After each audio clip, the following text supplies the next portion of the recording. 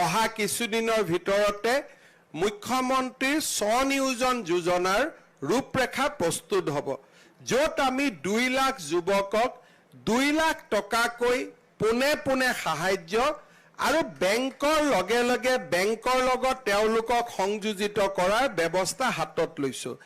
এই গোটেই কৰ্মযজ্ঞত আমি পশুধন আৰু পশুপালন, দুগ্ধ উৎপাদন আৰু মীন পালনক আমি আটাইতকৈ গুৰুত্ব দিবৰ বাবে সিদ্ধান্ত গ্ৰহণ কৰিছোঁ।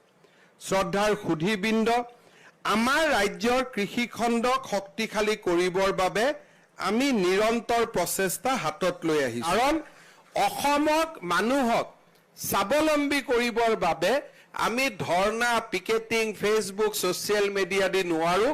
আমি মাত্ৰ মানুহক স্বাৱলম্বী কৰি ধান উৎপাদক, সৰিয়হ উৎপাদক, ডাবল ক্ৰপিং, ট্ৰিপল ক্ৰপিং, আমি পশুপালন, পশুধন, মৌ পালন আদি লগতে বৃহৎ আৰু মজলীয়া উদ্যোগৰ জৰিয়তেহে আমি অসমক ভাৰতৰ সৰ্বশ্ৰেষ্ঠ ৰাজ্য হিচাপে নিৰ্মাণ কৰিব